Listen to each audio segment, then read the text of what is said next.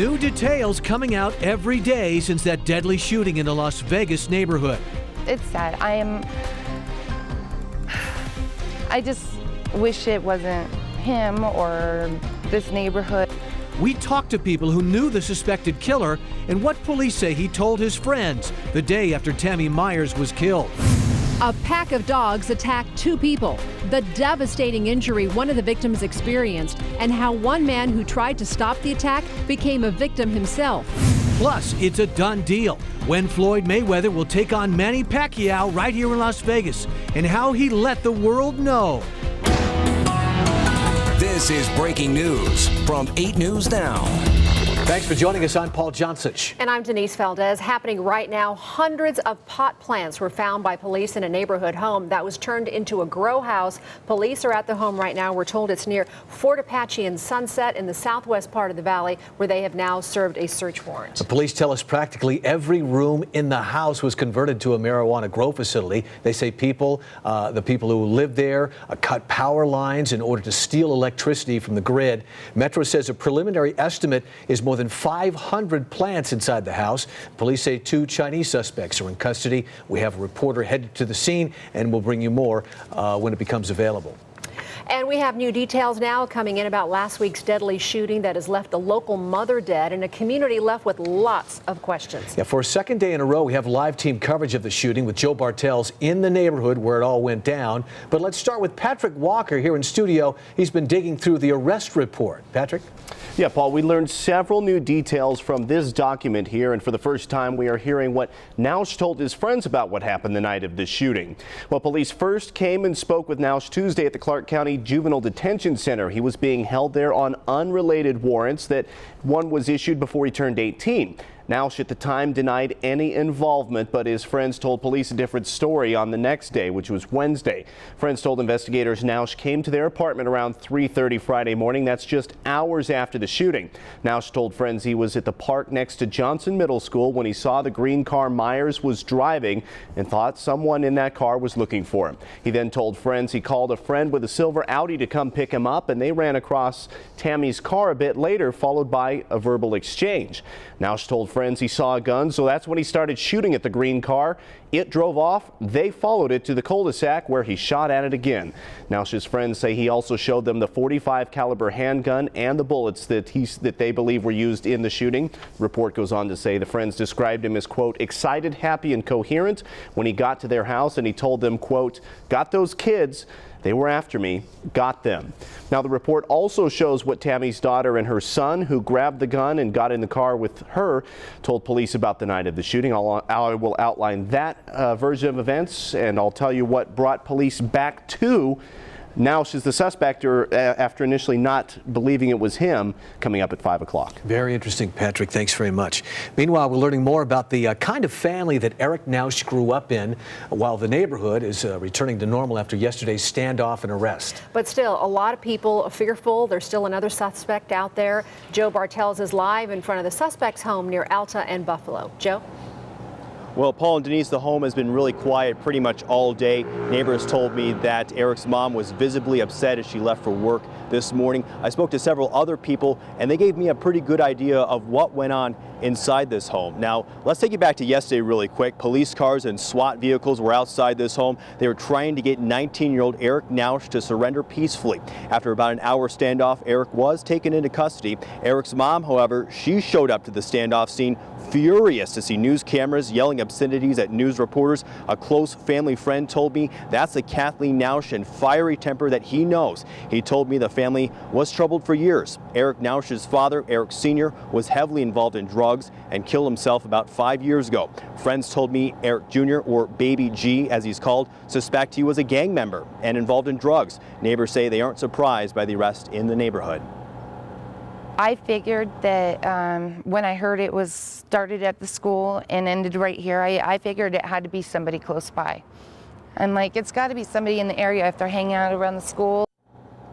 You may remember yesterday, Bob Myers, the victim's husband, was furious at the standoff. That's video of him yelling at news reporters also. Today I spoke to him over the phone and he asked for privacy as he makes funeral arrangements for his wife, Tammy. Now, we placed phone calls at this home. We also reached out via Facebook. We also called the Clark County Detention Center for comment as well from Eric. So far, no response from that. Police also haven't released many new details about that second suspect they are searching for. Reporting live, Joe Bartels, 8 News Now. When you look at Eric's Facebook page, you see him standing there flashing drugs, flashing money, acting like little G, like a gangster, if you will. Is that the man neighbors know, Joe?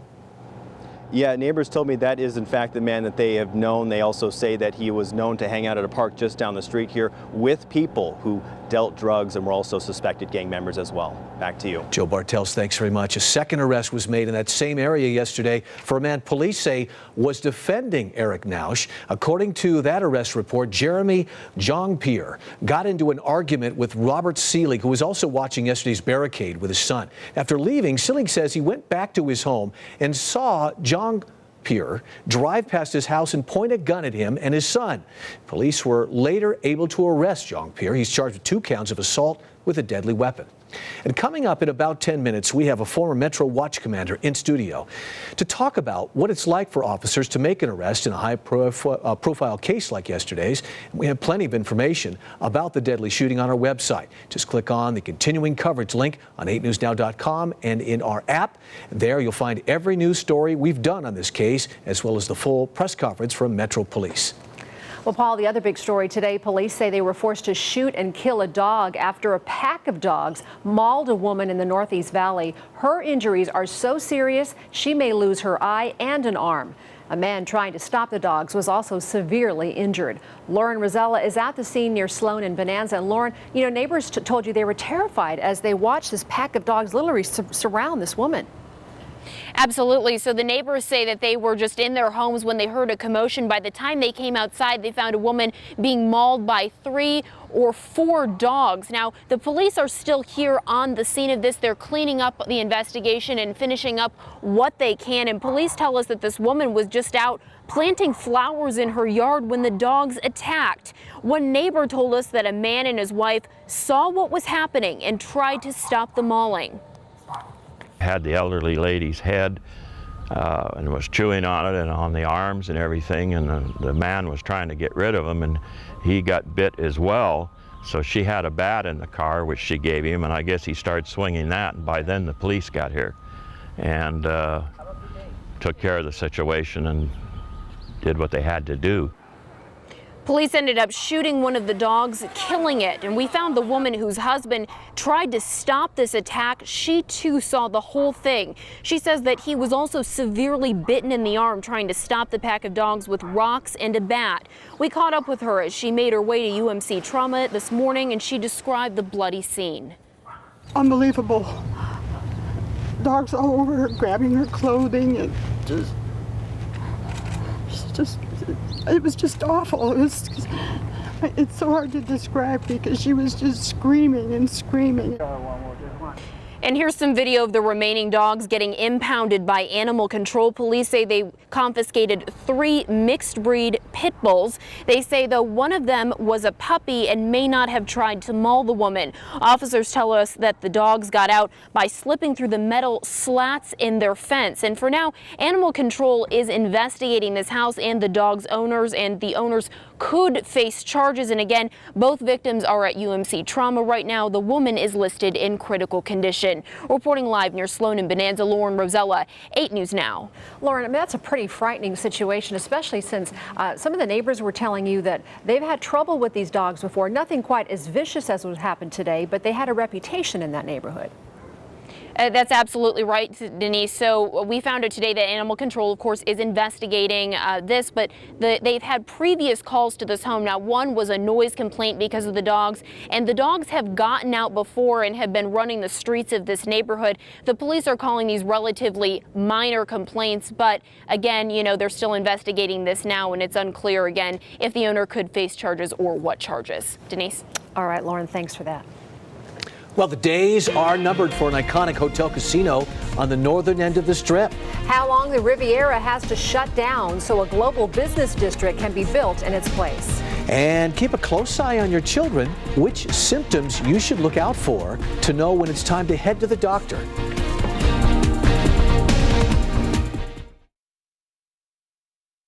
It's the fight many boxing fans have been waiting for, the bout between Floyd Mayweather and Manny Pacquiao. Well, it is a done deal, and it's happening in a matter of months. Floyd Mayweather used the social media site Shots.com to post a picture of the contract between the two fighters. The fight set for May 2nd at MGM Grand Garden Arena. Las Vegas NASCAR drivers have been suspended indefinitely. There are multiple reports that Kurt Busch won't race in Sunday's Daytona 500, the sport's biggest event. This comes after it was ruled that Busch smashed his ex-girlfriend Patricia Driscoll's head against a wall sometime last year. No word when Busch could possibly return to racing. The deal has been made. The Riviera now has 6 months to close while the Las Vegas Convention and Visitors Authority prepares to demolish that Strip hotel and casino. This morning, the LVCVA board voted unanimously to buy the property and expand the convention center west towards the Strip. This will allow more space for conventions. We spoke with the CEO of SEMA, one of the largest car shows that comes to Las Vegas 1 week a year, and he said this move makes our convention center the best choice to keep his show here. It needs to continue to modernize, to expand, and create that environment that the next generation of show attendee expects. The LVCVA has no plans to include gaming as part of this expansion. The Global Business District is projected to bring 6,000 construction jobs, 6,000 permanent jobs, and roughly 1,000 employees, though, of the Riviera will lose their jobs in the process. But still, looking at those renderings, it's going to be a huge, huge project. Yeah, big. It is Friday afternoon. The city is filling up, people coming in for the weekend and Chinese New Year. Kent Smith has a look at how traffic's moving out there. Kent? Yeah, we're going to talk about the Chinese New Year parade. It's happening tomorrow morning in downtown Las Vegas. It's going to be right here along 4th Street. So 4th Street's going to be shut down right about 9 a.m. tomorrow morning, and it'll stay closed down until about 2 p.m. in the afternoon. 4th Street between Bridger to the north, pretty much all the way down to about Charleston Boulevard in the south. So some of those cross streets will also be shut down as well. So keep that in mind. So if you want to head on down there, get there a little bit early so you can get that nice seat. We're also going to take a look here at an accident. This is going to be right here at Flamingo in Decatur. We got a live shot from our fast camera showing you the activity here. It's a relatively minor crash, but it's at a bad spot here. It's on Flamingo westbound, just west of Decatur, right there as you head up the hill, and it's blocking the two left-hand lanes. So that means only one lane is open. Heavy delays are backed up all the way to Arville, quickly going all the way back to Valley View. So keep that in mind. Don't use Flamingo as your westbound route. Use Tropicana or maybe head up to the DI Arterial as your alternate route. Our other fast camera showing you the 95 heading on the northbound side. A crawl here on the east side of the valley from Charleston Boulevard off and on into downtown Las Vegas. Your travel times here, if you're going to be going from the 215 to the Spaghetti Bowl, sitting at a 17-minute drive time. However, southbound, not as bad at about a 12-minute drive time. Guys, back over to you. All right, Ken, thanks. Still ahead, making an arrest in a high-profile case. We'll talk live with a retired Metro Watch commander about what officers were likely going through during yesterday's high-profile arrest of a shooting suspect.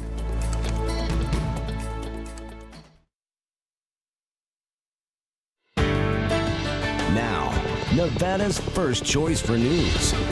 This is 8 News Now at 4. Police cars crowding a local neighborhood yesterday as officers worked to arrest 19-year-old accused of shooting and killing a woman just blocks away.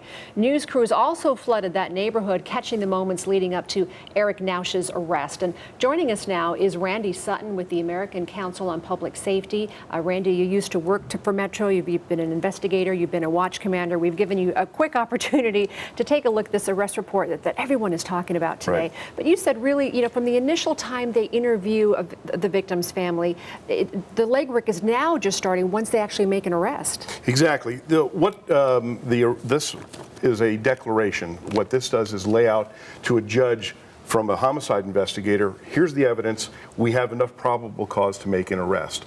And that's what this does. And this lays out quite an array of evidence, which what I found striking in this was that there were two shooting scenes.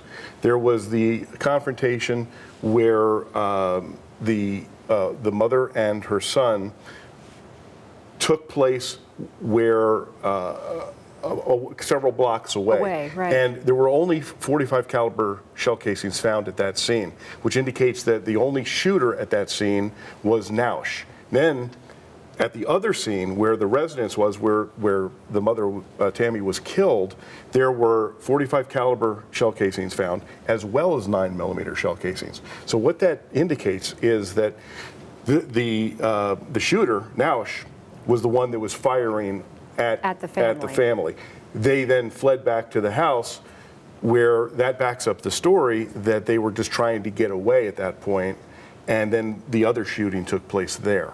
So a lot of frustration from people on Facebook and just in the court of public opinion that, hey, if this family knew this guy, why didn't they tell police? Is there an occasion when you might need to withhold some of that information, or maybe generally the family didn't know it may have been him? In the declaration for probable cause, there were statements made from the suspect Nausch to several witnesses that he basically confessed to. Right. During that time period, he didn't say anything about knowing the people involved, which indicates to me that perhaps there wasn't that much familiarity. That is one of the things when we're talking about how this investigation is going to proceed. This is really where the legwork goes, and where the investigators have to delve into the stories of everyone involved, both sides and develop of this case. Exactly. All right, we could talk for an hour about this, and I'd like to call on you again because this is a case I think we're going to be following for some Absolutely. time. Randy Sutton, thanks so much. Paul, back over to you. All right, thanks, guys. Some high clouds moved into the valley today, and we haven't seen those in a while. Does this mean we're going to some storms are moving in, or what? We know we're probably going to get some raindrops in here, Yeah. which we need, and also some mountain snow too. So that's all welcome stuff, Paul. Especially since lately we've been above average in the 70s. Guess what, folks? Cooling things off in the 60s as early as Sunday, and yes, a chance of showers could be back in the forecast again. Outside, our stratosphere camera showing mostly cloudy skies, 74 degrees right now, nice and mild. Your winds are only about 5, humidity still very dry at 14%. Outside our region right now in the valley, 71 for Aliante, your current temperature at Spring Valley at 73 degrees. Same goes for you down in Mountain's Edge towards the east part of town. Sunrise Mountain at 74. Same goes for Henderson, Green Valley, and Seven Hills right about 72 degrees at this hour. 79 for Laughlin, 75 for Mesquite, 76 for Pahrump and Prim, double 7s for you at this hour, and we're in the 50s for Pioche and chilly up in Ely at 49 degrees. So right over the area right now, some clouds, some subtropical moisture is moving its way in from the south. Still very dry though, none of that's touching the ground. It's just cloud cover that we're seeing. We do have one weather alert to talk about. This starts on Sunday morning through Monday p.m. and that's because a system will move towards the east of us, provide some snow for these locales here. Lincoln County, Central Nye County, up in Esmeralda County, where we'll get some pretty good amounts of snow, about 5,500 feet. Here's what to expect for our region the next couple of days as that system passes through. We still have a mild day for Saturday still, so tomorrow we're still looking at the low 70s, not too bad. The big changes start on Sunday. We'll start to see more clouds Sunday night. The chance of showers are out there, and also on Monday morning too specifically. Snow levels will be dropping to 4,500 feet by Monday morning, so some mountain snow is possible up there. We'll be in the 60s all week and near average. After tomorrow, we stay in those 60s, and then we're going to cool things off for you Monday. Tonight, 52 degrees, partly cloudy skies. Look for cool conditions tonight with light winds. Tomorrow, your high 71 degrees, sun and clouds, and we're still going to be above normal, which is 64 degrees. 71 is our high for tomorrow. Here's your 7-day forecast. Breezes on Sunday and Monday with the chance of showers there, as you can see. And then we cool things off to near 60 on Monday, and then the mid-60s, and looking good by the second half of the week, guys. Back to you. All right, Ted, we're in for some changes, sounds like. Thank you. It is Oscar weekend, and some people are trying to see all the nominated films. The billions of dollars studios are missing out on as more people turn to illegal viewing options.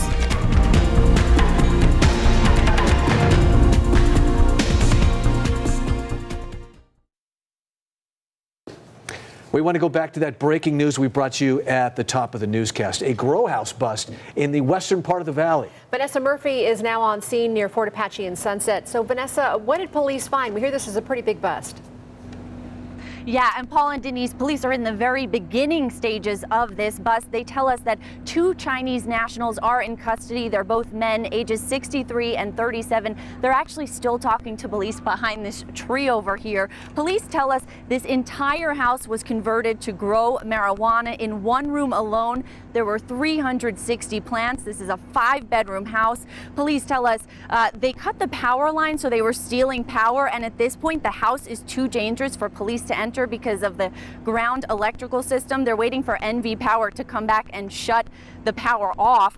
Again, there are 2 suspects here. Police tell us this is a 4,000 square foot house. This is a rental property. There's significant damage, also water damage. Again, they say practically every room they're finding marijuana, which is being grown, and neither of the men here are medical marijuana patients. And police tell us they learned about this through an anonymous tip. So again, much more still unfolding. We'll have more for you later. Back to you guys. All right, Vanessa, thanks. Well, this time of year, parents have to really keep an eye on their kids to make sure they aren't coming down with something, whether it's a cold, the flu, or even a touch of the stomach bug. They all have their own set of symptoms, but there are some symptoms in particular parents should not ignore. Dehydration and fever are 2 of those.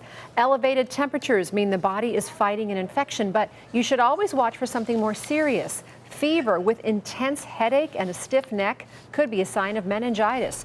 And while rashes aren't usually a concern, it is if the rash covers the entire body, which could be a sign of sepsis. The Academy Awards is set for Sunday, and movie fans are trying to see all the nominated films before the Oscars are handed out. Now, some of those fans are turning towards illegal websites like Popcorn Time to make sure they get their fix.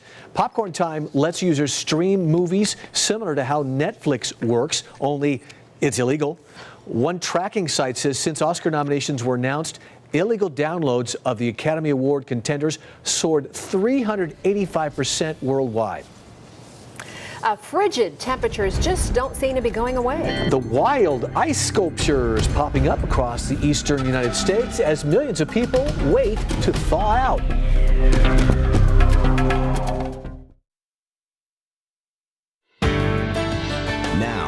Nevada's first choice for news. This is 8 News Now at 4. Thanks for staying with us. We are enjoying winter weather, but it's in the 70s here in Las Vegas. Not everybody, though, is quite so lucky. Oh, they aren't. In fact, millions of Americans, tens of millions of Americans, just cannot escape the freezing temperatures and the crippling winter weather. In many places, temperatures have not risen above the freezing mark all week long. It is so cold in Boston, a giant 6-story icicle formed on a building. And in Philadelphia, the city's 311 call center has been flooded with reports from people without heat. I'm 55 years old. I never felt a February like this in my life. I think that guy's lips are half frozen. The storm is also a deadly one in Tennessee. At least 11 people have died, mostly from hypothermia. And this definitely proves just how cold it is on the other side of the country. This used to be an SUV. It was kind of frozen in time. You can tell by the grill that it was a Jeep parked in this parking lot in North Carolina. And then when it backed out, the ice stayed. Since it was also attached to the ground, you can just see the complete imprint there of the grill of the car. This picture already has thousands of likes and shares on Facebook right now. Yeah, meanwhile, our weather is changing. Yeah, I mean, we're looking at cooling down to the 60s, but I mean, nowhere near that, of course. Like that is crazy what they've had to deal with there. I mean, basically, when you get Florida down to the 30s, you know something's seriously wrong. Yeah. So the big question is, when will they get some relief out there towards the East Coast? I mean, wind chill readings are still at single digits, guys. Chicago at 3, New York at 6. We're down to 43, 28 degrees for Atlanta with the wind chill. That is cold. A cold grip just over much of the eastern half of the U.S. Storm reports show dangerous cold in Michigan, some snow in the UP of Michigan up towards Minnesota. This is where the ice is located at, even some snow moving in there. In fact, a big chunk of the U.S. in those parts right now. Here are their weather alerts. They've got winter storm warnings that stretch all the way from Pennsylvania over to KC, all the way down to Atlanta again. We've got winter storm warnings there, even some ice storm warnings along with these areas that have already been hit with some ice along with that. Minnesota, maybe a little bit of relief. Look at their 7-day forecast in the 30s, but you go a little bit farther north towards Philadelphia and Boston, they're still going to stay on the cold side. Florida will also stay a little chilly as we head into our Monday. Not bad here, though, as we stay in the 70s. We'll talk more in your forecast coming up in just a few minutes. Back over to you, Denise. All right, Ted. Well, the man responsible for the murder of a Faith Lutheran graduate was found guilty today, nearly 4 years after the murder happened. Brandon Hill was convicted of murder, robbery, grand larceny, and carrying a concealed weapon. Michael Portero was an aspiring musician who was selling tickets to an upcoming concert back on March 30th in 2011 when Hill was seen on surveillance video shooting Portero and taking off in the victim's car. Police said they had DNA to connect Hill to the crime. Hill was supposed to go to trial in 2012, but that did not happen until this year. His sentencing starts Monday. Meanwhile, Metro Police need your help finding 4 people involved in a robbery. Take a good look at your screen because these are pretty clear pictures and you might recognize the suspects. Police say they robbed a business back in December near Nellis and Bonanza. If you know who these people are, call Crime Stoppers at 702-385-5555. It has been almost 2 years since that deadly shooting on the Las Vegas Strip that led to an explosive crash. 3 people were killed on February 21st of 2013 when police say Amar Harris shot Kenneth Cherry Jr. while driving near Flamingo and the Boulevard. Cherry's car slammed into a taxi cab which exploded, killing the driver, Michael Bolden, and his passenger, Sandra Sutton Wasmond. Now, Harris pled not guilty. He's set to go to trial for that case in July. A major bill is already on its way to the governor's desk. The Senate passed AB 125 today. That's a bill aimed at curbing frivolous lawsuits over construction defects. It's the first major bill of the session to go to the governor. Republicans say the bill would fix a law that was originally meant to protect homeowners when flaws surfaced in their houses, but has opened the floodgates for expensive litigation and created a financial incentive for attorneys to file suit. Democratic opponents say they worry the bill helps contractors while making it harder for homeowners to get recourse when they encounter a problem with their house. Well, some ambitious middle schoolers got to spend the afternoon at the College of Southern Nevada today. The goal was to get them excited in STEM fields, or science, technology, engineering, and math. The students had the chance to take part in hands-on science experiments and learn about interesting careers. One CSN instructor says she hopes to show kids how important math is no matter what profession they want to go into. Lots of lawyers that are mathematicians and doctors. So I think it's important to get people to not hate math because it is that gateway. You need it for so many different degrees. More than 130 middle school students from across the valley attended that conference today. You know what get kids excited about science is that thing on Letterman, that segment he does stupid science tricks, right? When he blows things up. And it makes science cool. Very effective. Yeah. Some local students are breaking down the beats in one of the largest middle school music tech labs in the state. In today's What's Cool at School, you'll meet the kids who could grow up to become the next big DJs on the Strip.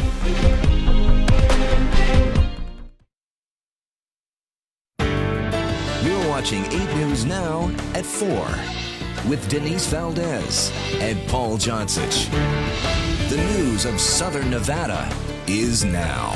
All right, it's Friday, and every week we feature a school that's really standing out and making learning fun for students. And this week, Brian Loftus introduces us to some students who are dropping some beats.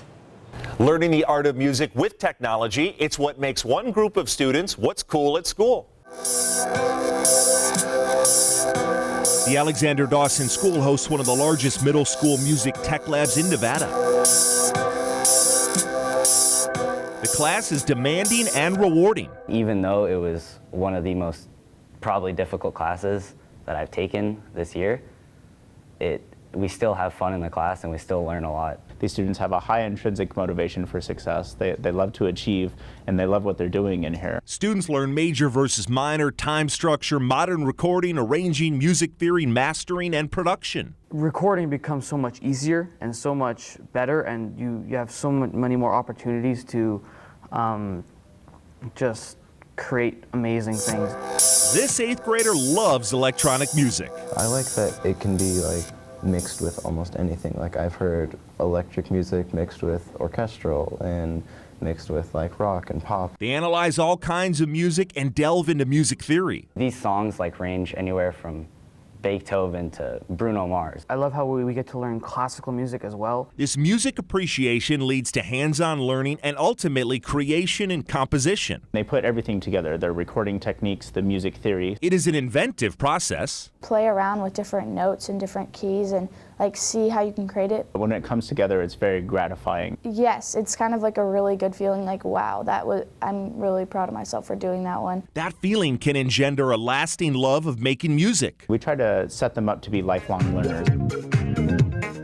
One student says he will use what he's learned in class to DJ the school dance. Kind of nervous because I've never done this before, and I'm going to be doing it in front of my whole school, middle school, and but it should be fun.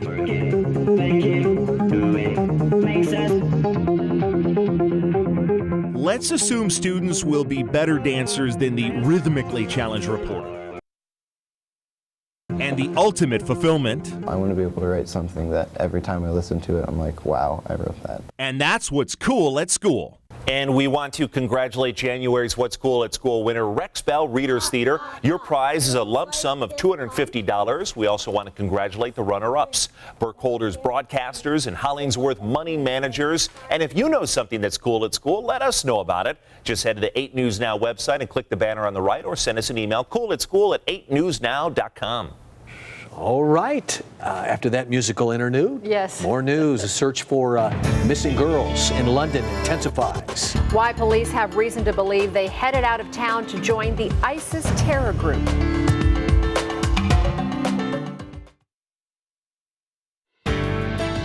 Now, Nevada's first choice for news.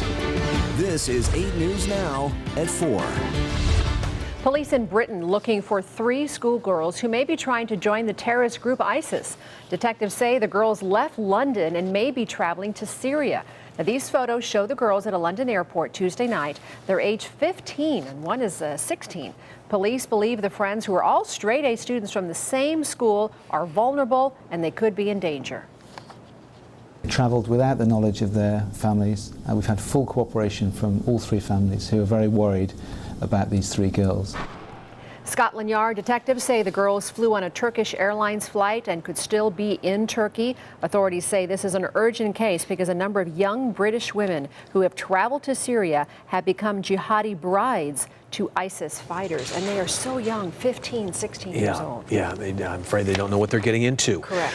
The question is, what are we getting into? With the clouds moving in, a chance of showers this weekend. Yeah, guys, and we could use the showers. I mean, especially with the pollen we had in the air. If we get some raindrops here, that's going to cleanse the air of some of that pollen. So let's hope we get some out here. A live shot outside shows mostly clear skies. Mulaski corporate camera looking good. Hey, Paul, you get 10 points for that segue. Yeah, you make those good segues. I like that. Winds are staying on the calm side right now, but they will pick up on Sunday. Weather headlines, we're going to be mild Saturday with clouds, so still in the 70s. Weekend, yeah, we've got a chance of some showers in here. 60s by next weekend. We should stay there throughout much of the week. Your backyard forecast shows that cool down, especially on Sunday and Monday. Maybe only even 60 degrees, maybe even stay in the high 50s for a high on Monday. Temperatures right now, Las Vegas at 74, Phoenix double sevens, Flagstaff at 52, Los Angeles at 66 and 49 up at Ely. Look at the cold weather in the East Coast. However, it looks like Florida could get a little relief this weekend as they get back to the 60s in the Big Easy and also towards Tampa, and then eventually back into the 60s to even 70s for New Orleans on Sunday. So after they got really cold, they'll get some improvement. Unfortunately, the upper Midwest and, of course, the East Coast is still going to stay on the cold side this weekend, and they're expecting more snow. Our region getting some high clouds from some subtropical moisture. Unfortunately, it's way up in the atmosphere, the moisture, so none of this is touching the ground as far as any type of rainfall goes. But looks like we will get a chance this weekend as another system's just to pass towards our east. So here's a futurecast for Saturday. We're in the clear. Sunday, you start to see some clouds increase, and then by Sunday afternoon and evening, we got a slight chance in here. Not widespread, but a chance of some isolated showers on Sunday and the evening as well, and maybe on Monday morning too. Now, don't expect a big washout, because if we get anything, it's just going to be light showers or even just isolated showers. 52 degrees tonight, partly cloudy skies, cool winds, or cool conditions with light winds. 71 for tomorrow, mix of sun and clouds. Our normal 64, so we're still above average, but then we're going to get near those mid-60s eventually, guys, by the weekend and towards next week. Highs for tomorrow, 74 for Sunrise Mountain, 70 for the lakes, Blue Diamond 71. Great hiking weather for tomorrow since the winds will still be on the light side. This is your 7-day forecast. There's the chance of showers on Sunday and Monday. The coolest day this week is going to be on Monday, we think, at 59 degrees, and then our numbers will go up to the mid-60s. Now, I know 59 doesn't seem too chilly, right? But we've been in the high 70s lately, so 59 for the high. Actually, may feel kind of chilly for some of us, too. We're not used to it. Get used to that, but no need to pull out your winter jackets or anything. No. That's a no-go. We're in the clear of that. But we could use the rain for sure. Yes. Tiny little. Yeah, I'll take anything at this point, guys. Exactly. Thanks, Ted. You got it. All right, it is Friday afternoon, and one last look at traffic. Here's Ken Smith. Yeah, the traffic on 3 major Valley freeways. Definitely a tough one if you're going to be making that journey up and down along 95, 215, and Interstate 15. First off, the 95, heading on the northbound side. Heavy delays right now if you're coming up from Charleston Boulevard, and it continues around the curve. Off and on, these heavy delays extend all the way into downtown Las Vegas. Well, speaking of downtown, heavy delays here pretty much just about any direction you go along I-15 and US 95. We have a live shot right now from our fast camera showing you the crawl here, where I like to say sometimes you can almost walk faster than some of these drivers. They're obviously not too happy, as you can see here southbound along I-15. Delays start just south of Lake Mead, heading to about Charleston Boulevard. Meanwhile, if you're going to be traveling northbound, delays right now are reported from just approaching the area of Flamingo past this shot with our real sky camera showing you the heavy delays all the way up to about Charleston Boulevard. So northbound is really no better than southbound. 215 right here around I-15. You're going to find heavy delays here on the westbound side heading into the Southwest Valley. Your westbound 215 delays start around the airport connector all the way out to Jones. So keep that in mind, your travel times right now. If you're going to be going from the 215 to the Spaghetti Bowl, sitting at about a 19-minute drive time. Denise, have a good weekend. You too, Ken. Thank you. Well, some locals call this the worst road in town. Demetria Obalor explains when it will get better. She has an update for us and what's driving you crazy. I've had 13 different people write me about this stretch. I'm talking about Durango between Trop and DI. People are calling it the most raggedy, jagged road in the valley. Today we're hearing from Shane, who says Durango is torn apart the most between Tropicana and Peace Way. He says it's so bad you can see pieces of it on the sidewalk and island. There it is right there, guys. Back in August, I covered this problem. At that point, the county's plan to fix Durango from Trop to DI was 90% finished. Here's the latest. The design's now complete. The county says they are currently advertising for construction bids. The bid opening will take place on March 10th. The county expects to have crews working by June and continue through fall of this year. Durango's asphalt pavement will be pulverized, removed, and replaced. The project will also upgrade fiber optic communications with the traffic signals at each intersection. Now, what else is driving you crazy? Send your traffic question to traffic8 at 8newsnow.com. 2 planes collide in midair. It was all caught on tape, too, how the pilots were able to land safely at a popular air show. Plus, a battle over eviction. In tonight's 8 on Your Side report at 5 o'clock, how we helped a local woman fighting with a former friend who wouldn't leave her house.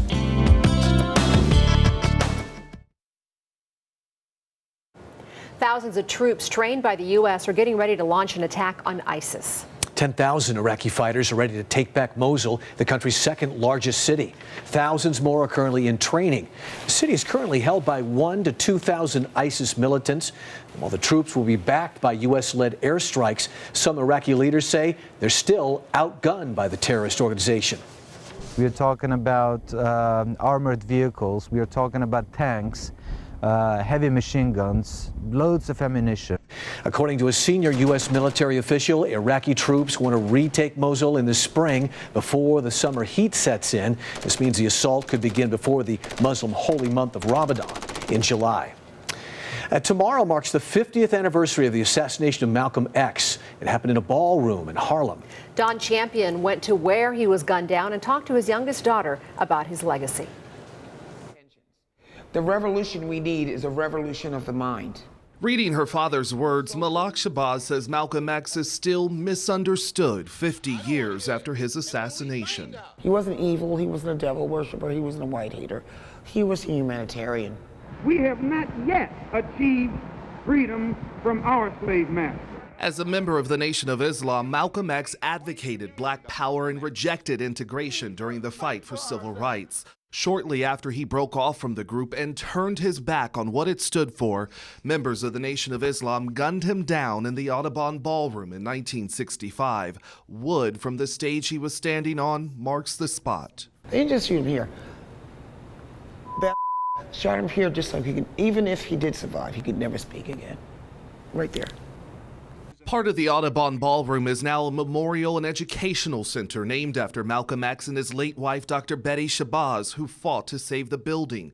Executive Director Brian Epps says much of Malcolm X's legacy is still relevant today. It speaks to Malcolm's power. It's also sad that, we're still dealing with these issues 50 years later. Malak Shabazz is also trying to preserve her parents' legacy. How do we make our ethnic children confident enough that they can continue to pursue to the top? She says it's all about educating them about their history. Don Champion, CBS News, New York.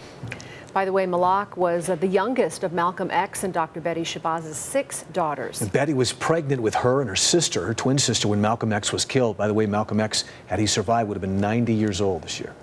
It was a mid-air collision that nearly ended in disaster. 2 Red Bull stunt planes collided while attempting an inverted loop at the Aero India Air Show. The planes clipped wings, but amazingly, the pilots were able to stay in control of their crafts. The wingtips of each aircraft were damaged, but the pilots still made it to the ground safely. That is too close for comfort. Good for them. We're going to bring this newscast in for a landing now. Thank you for watching.